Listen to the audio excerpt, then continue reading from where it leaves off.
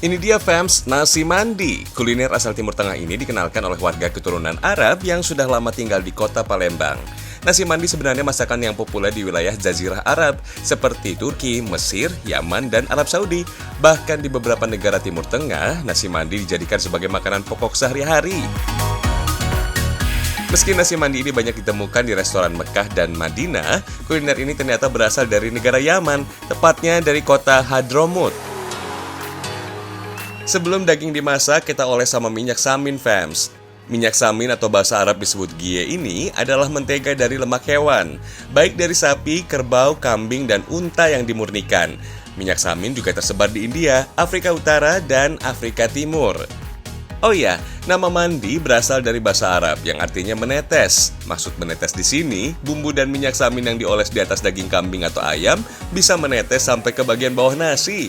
Tetesan ini bagai embun, fams. Habis itu tinggal kita masak. Untuk memasak nasi mandi ini memakai alat khusus yang terbuat dari besi yang disusun bertingkat agar bumbu yang menetes bisa sampai ke bagian bawah. Yuk, kita bongkar pasirnya. Wah, warna dagingnya menggoda abis. Nasinya kuning cerah bergelora, jadi bikin ngiler. Daging kambing yang dimasak di dalam tanah membuat teksturnya lebih empuk. Belum lagi bumbu yang meresap sempurna sampai ke dalam daging. Duh, jadi pengen buru-buru makan. Kalau sudah matang begini, biasanya nasi didiamkan sampai beberapa menit. Habis itu hidangkan dengan nampan yang lebar lengkap dengan daging ayam dan kambing. Fams, nasi mandi enaknya dihidangkan dengan berbagai lauk pauk, acar, serta sambal nanas yang pedas dan segar. Pokoknya pecah di mulut. Penjual nasi mandi di Palembang ada banyak, fams, tapi yang rasanya original dan cara masaknya seperti negara asalnya cuma ada satu, di restoran Arab di daerah Perumnas, Kecamatan Sako, Palembang. Nasi mandi memiliki aroma yang khas karena banyaknya rempah yang dipakai. Bumbunya memang jarang ditemui di pasar, tapi kalian bisa mendapatkannya di toko rempah-rempah Arab atau India. Untuk bumbunya ada saffron, kapulaga India, dan putik bunga saffron. Sekilas putik bunga saffron ini milik kunyit. Nah, saffron inilah yang menjadi bumbu wajib dalam membuat nasi mandi, fams. Harga saffron ini lumayan mahal, 1 gramnya bisa sampai 150 real atau kurang lebih 500.000 rupiah. Meski mahal, harga ini sebanding dengan khasiatnya, seperti melancarkan haid bagi wanita, meningkatkan kesuburan, dan dapat mengurangi kadar kolesterol. Bumbu tadi dicampur dengan air, fams. Tinggal lumurin deh ke daging kambing maupun daging ayam. Lanjut ke masak nasinya, fams. Pembeda nasi mandi dengan nasi minyak bisa dilihat dari jenis beras yang dipakai. Nasi mandi menggunakan beras basmati yang cuma ada di negara Arab.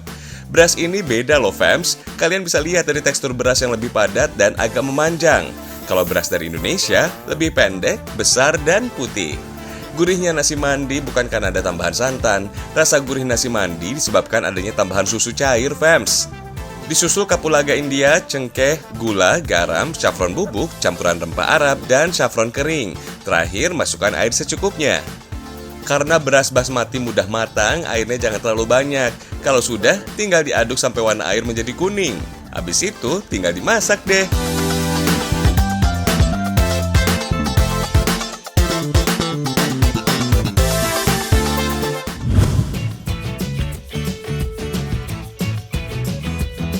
Menu yang satu ini namanya bebek gila Deborah alias gede, heboh, dan murah. Kalian dijamin tergoda dengan hidangan pedas ini, fams. Apalagi dagingnya empuk dan gurih karena memakai jenis bebek entok. Dijamin lidah nggak bisa berhenti bergoyang. Hihihi. Oh ya, entok adalah jenis bebek pedaging yang mempunyai ukuran leher lebih kecil dan rasa yang lebih gurih dibanding itik. Harga satu porsi sajian ini Rp95.000, fams. Tenang, bisa dimakan berempat kok. Pokoknya mantul. Ukuran bebek ini bisa dibilang jumbo. Satu potong beratnya bisa mencapai setengah kilogram. Fams, satu ekor entok biasanya dibagi menjadi 4 bagian. Bebek gila ini dimasak lama dalam rebusan bumbu cabai. Proses ini diperkirakan bisa berlangsung hingga berjam-jam agar teksturnya empuk. Saat disajikan, entok kembali dimasukkan ke dalam rendaman sambal. Jumlahnya bukan main. Satu entok cabainya bisa mencapai 2 kilogram. Kebayang gak tuh pedasnya kayak apa? Untuk penyajiannya, entok disiram dengan bumbu cabai sampai menutupi seluruh daging. Jangan lupa tambahan bawang putih goreng. Untuk Aida, bebek harus digoreng kembali dengan bumbu sambal rawit. Katanya sih rasa pedasnya bisa berkurang karena digoreng kering. Kandungan kapsaisin sebagian menguap, fams. Tinggal sajikan deh dengan taburan bawang putih dan cocolan sambal.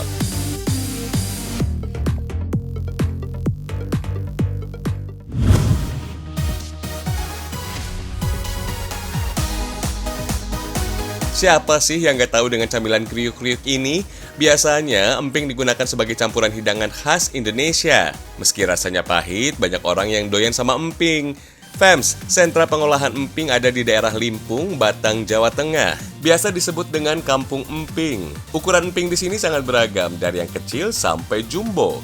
Proses pembuatannya juga terbilang tradisional.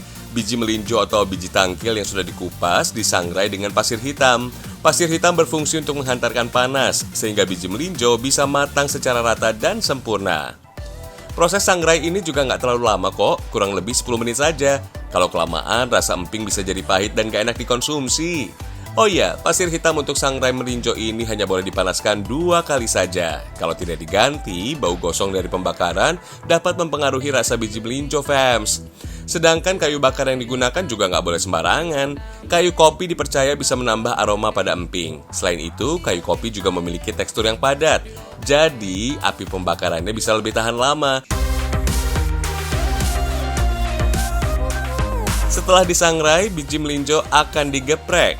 Kalau diperhatikan, suara geprekan biji melinjo bisa menghasilkan nada yang indah, fams. Biji melinjo yang sudah digeprek kemudian dipanggang dengan oven. Eits, jangan salah, fams. Oven yang digunakan masih tradisional kok. Proses panggang ini berfungsi agar emping renyah dan mengembang. Nah, emping siap digoreng ke dalam minyak panas. Cocok loh dijadikan oleh-oleh khas dari Batang, fams. Harga jualnya juga bervariasi, mulai dari Rp50.000 hingga ratusan ribu rupiah per kilogram. Harga ini tergantung kualitas dan ukurannya. Dalam sehari, produksi emping dapat menghabiskan kurang lebih 1 ton biji melinjo. Wah, banyak banget ya. Emping diolah menjadi aneka rasa, seperti emping kletuk manis. Cocok sebagai camilan tuh. Oh ya, fams, di tempat produksi emping ada sekitar 70 pekerja di sini. Sayangnya jumlah biji melinjo dari Batang sudah mulai berkurang. Jadi, biji melinjo juga didatangkan dari daerah Banten. Biji melinjo dari Banten cita rasanya sedikit pahit, tapi kadar airnya lebih rendah sehingga lebih mudah diolah. Emping dipasarkan ke berbagai daerah, mulai dari Bali, Batam, sampai Kalimantan. Fams, di Desa Lumpung juga terdapat tempat pembuatan emping kualitas super. Biasanya dikirim ke luar negeri. Mayoritas semua warga punya mesin khusus untuk membuat emping. Biasa disebut dengan ngemping. Prosesnya masih sama dengan proses pembuatan emping pada umumnya. Bedanya, wadah sangrai yang digunakan berasal dari tanah liat karena bisa menghasilkan panas yang rata. Rasa melinjo yang manis karena faktor cuaca yang sejuk dan tanah yang lembab. Emping di sini juga unik karena ukurannya lumayan besar. Satu buahnya berisi sekitar 8 biji melinjo. Eits, masih ada emping yang lebih besar lagi loh. Satu buah emping berisi sekitar 25 biji melinjo. Nggak kebayang deh gimana cara menggorengnya. Hihihi. Ngomongin emping, kalian tahu nggak asal-muasal adanya emping di Jawa Tengah? Ternyata emping sudah ada sebelum kemerdekaan Indonesia. Nggak heran deh kalau Desa Limpung dapat penghargaan dari Museum Rekor Indonesia atau MURI, kategori pembuatan emping terbesar se-Indonesia. Salut deh!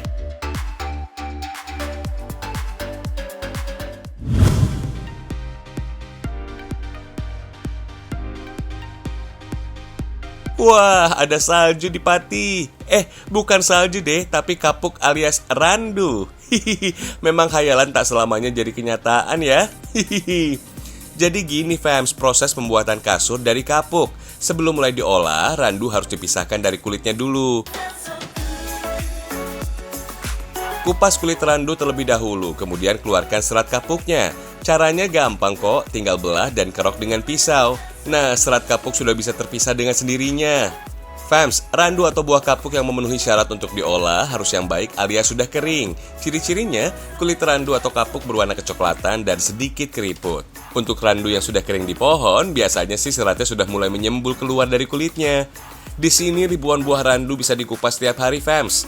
Jangan ditanya berapa berat serat kapuk yang dihasilkan. Lihat saja, baru 2 jam bekerja, seisi ruangan sudah penuh sama kapuk. Hihihi. Nah, ini bagian yang paling seru. Untuk memastikan hasil kupasan kapuk tadi benar-benar kering, dibutuhkan proses penjemuran. Karung berisi serat kapuk kemudian diratakan pada ruang terbuka. Tempat pengeringan ini sengaja dibuat dengan bagian atasnya dilapisi jaring atau kelambu, agar serat-serat kapuk yang sudah kering tidak terbang keluar tertiup angin. Wih, lihat tuh, kapuknya yang pada terbang berasa lagi hujan salju ya. Hihihi, lebay deh. Lama penjemuran juga bervariasi, berkisar 2 hingga 5 jam, tergantung panasnya terik matahari. Karena mudah terbakar, bara api sekecil apapun sangat dihindari. Begitu pula dengan air hujan, bukanlah kawan. Mendung sedikit saja, jemuran kapuk harus buru-buru dimasukkan. Serat-serat kapuk juga harus rajin dibolak-balik selama proses penjemuran. Warna kapuk yang cerah serta biji-biji yang mulai berjatuhan di lantai menandakan serat kapuk mulai mengering. Yang paling jelas terlihat kalau serat kapuk mulai banyak tertiup angin. Artinya kandungan airnya sudah berkurang dan berat serat kapuk menjadi ringan. Yuk kita angkat jemurannya fams. Ayo semangat, dorong terus ya. Prosesnya belum selesai nih, serat kapuk kering hasil penjemuran masih harus melewati tahapan berikutnya, yaitu pemisahan serat dengan kelenteng alias biji kapuk fams. Kali ini biarkan mesin yang bekerja. Serat-serat kapuk yang terhisap corong mesin digiling atau diputar di dalam hingga bijinya rontok. Pada lubang terpisah, serat-serat kapuk yang sudah bersih akan tersembur keluar. For your info fams, sejak zaman kolonial di wilayah Karaban, Tlogo Ayu, Kabupaten Pati, Jawa Tengah, sudah dikenal sebagai pusatnya pengrajin kapuk se-Indonesia. Dari sini, kapuk-kapuk dengan kualitas super biasanya dipres atau dikirim lagi ke pabrikan besar untuk diolah menjadi kasur berkualitas atau bahan industri garmen atau tekstil. Sebagian lagi dimanfaatkan sendiri sebagai bahan isian bantal, guling, ataupun kasur-kasur lantai. Kalau sudah padat, tinggal jahit bagian sisinya. Lagi-lagi proses pengisian kapuk ke dalam sarung kasur lantai pun dilakukan secara manual. Kasur lantai bakal dijemur lagi dan dibersihkan dari serat-serat kapuk yang masih menempel. Oke, beres. Kasur siap untuk dipasarkan. Kasur-kasur ini dibanderol dengan harga relatif murah fams, hanya 100 ribuan rupiah saja. Eits, jangan anggap remeh produksi kapuk dari Pati ini ya. Jangkauan pemasarannya sudah luas, hampir ke seluruh Indonesia. Bahkan ada juga yang diekspor ke pasar luar negeri. Keren deh.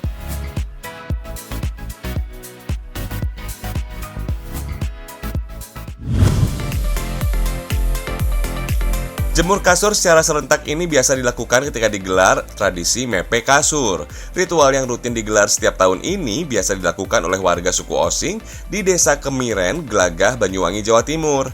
Pagi hari kasur dijemur bersamaan di depan rumah masing-masing warga. Jemuran kasur ini biasa dilakukan sebelum acara Tumpeng Sewu dimulai.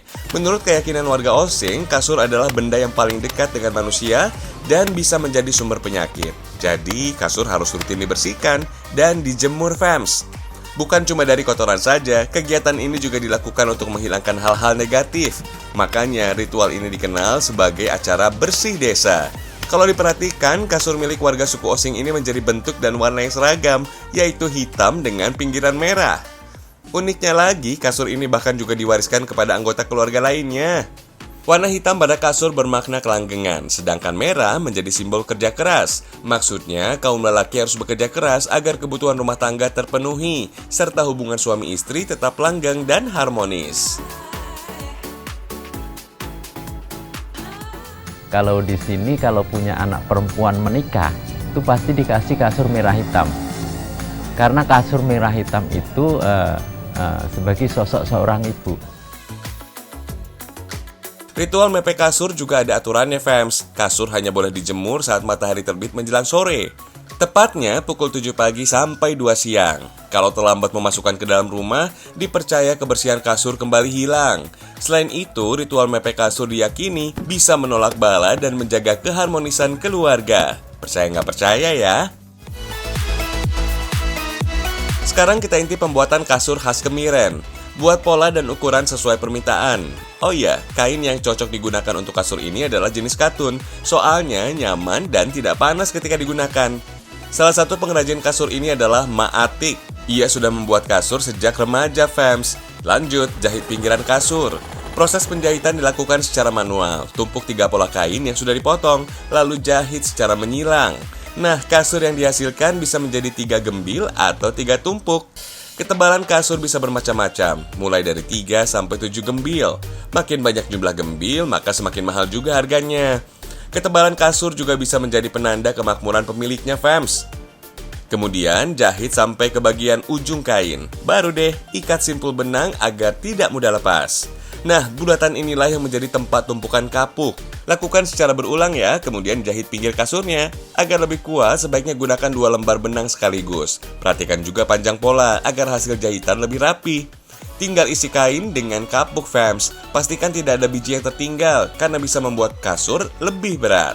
Selipkan kapuk pada simpul benang terlebih dahulu. Jumlah kapuk juga harus banyak agar kasur tidak terlihat lebih besar atau kecil. Biasanya kasur yang dibuat ini berukuran 80 x 110 cm dan membutuhkan 13 hingga 15 kg kapuk. Setidaknya butuh waktu 6 jam untuk memadatkan kapuk ke dalam kain, fams. Wah, lama juga ya. Nah, ini fams kasur khas kemiren yang sudah jadi.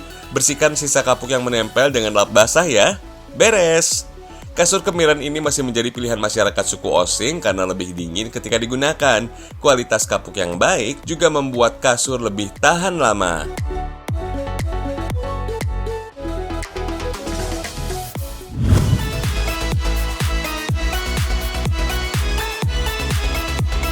Meskipun makanan kekinian sudah semakin menjamur, jajanan jadul juga nggak kalah menarik perhatian. Keberadaannya masih banyak yang dicari orang. Bahkan ada yang sengaja memesan makanan jadul ini untuk mengobati rasa kangen terhadap makanan yang terkenal dengan harganya yang murahnya kebangetan ini. Kalian yang ingin nyicipin datang aja ke pasar yang terletak di Jalan Guntur, Klojen, Kota Malang. Namanya Pasar Oro-Oro Dowo, fams. Ingat ya, pandemi belum selesai. Tetap ikuti protokol kesehatan dengan tetap memakai masker dan mencuci tangan sampai bersih. Jangan lupa ambil troli biar nggak keberatan bawa hasil belanjaan. Hihihi. Di sini banyak lapak yang menjual makanan, mulai dari camilan hingga makanan berat. Tapi yang namanya pasar nggak bisa dipisahkan dari makanan tradisional, mulai dari bikang, puding, lapis, dan lainnya.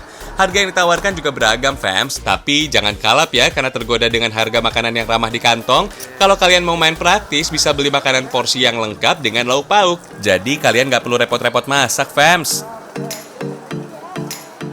Di dalam pasar ini kalian juga bisa menemukan berbagai macam bahan kebutuhan sehari-hari, mulai dari aneka sayur, buah, jajanan, sampai perlengkapan rumah tangga.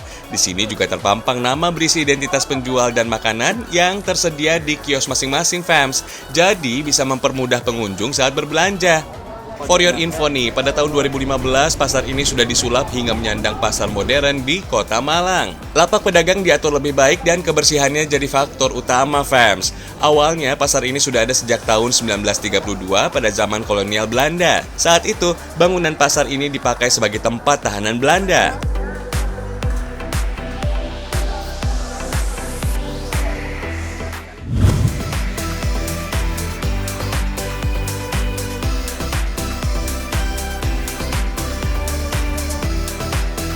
Ini adalah panganan khas dari kota Wonosobo, Jawa Tengah. Namanya kue sagon alias sagon rangin. Di sini sagon yang paling terkenal milik Buning Sono, fams. Ia akrab disebut dengan Buning. Seperti sagon pada umumnya, sagon kekinian dibuat dengan bahan dan proses yang sama. Selain tepung beras, harus ada kelapa parut juga. Oh iya, kelapa yang digunakan untuk pembuatan sagon harus kualitas terbaik. Kalau kelapanya terlalu muda, hasil sagon bisa jadi lembek. Sedangkan kalau yang terlalu tua, rasanya jadi kurang nikmat. Yang membedakan sagon kekinian ini terletak pada tambahan isian di dalamnya. Kalian bisa pilih dengan isi potongan pisang. Kalau yang suka manis, bisa pilih sagon rangin dengan potongan gula Jawa atau coklat. Sayangnya sagon rasa ini punya daya tahan lebih pendek daripada sagon rangin original, fams. Kalau rasa original bisa bertahan hingga 3 hari, sedangkan sagon dengan isian rasa lainnya hanya bisa bertahan 1 hari saja. Maklum, Buning hanya menggunakan bahan-bahan alami dan tanpa bahan pengawet. Untuk buat tangan sebaiknya pilih sagon rangin original aja. Kudapan satu ini bisa tahan lebih lama, karena pada proses pembuatannya tanpa sentuhan modern sama sekali. Dengan cetakan kaleng khusus, bakal jadi kue sagon berisi campuran tepung beras ketan, vanili, serta parutan kelapa dan sedikit gula pasir untuk menguatkan rasa manis. Oh iya, sagon dibakar dengan anglo tanah liat berisi bara arang sebagai pengganti kompor. Cara ini sudah dilakukan sejak dulu dan gak berubah sama sekali. Hasil pembakaran dengan anglo dipercaya bisa menghasilkan rasa yang lebih enak dibandingkan dengan kompor. Agar matangnya rata, bagian atas adonan sagon perlu dibakar juga, fams. Caranya, cukup letakkan piring kaleng berisi bara api di bagian atas cetakan. Karena dimasak dari dua sisi, teknik mematangkan sagon nggak perlu waktu lama. Hanya sekitar 5 menit saja, kue sagon rangin khas Wonosobo sudah siap untuk dikonsumsi. Mantap!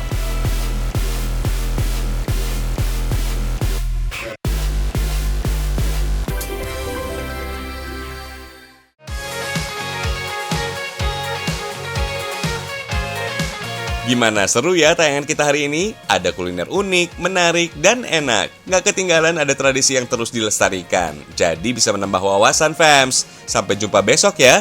Ragam Indonesia istimewa.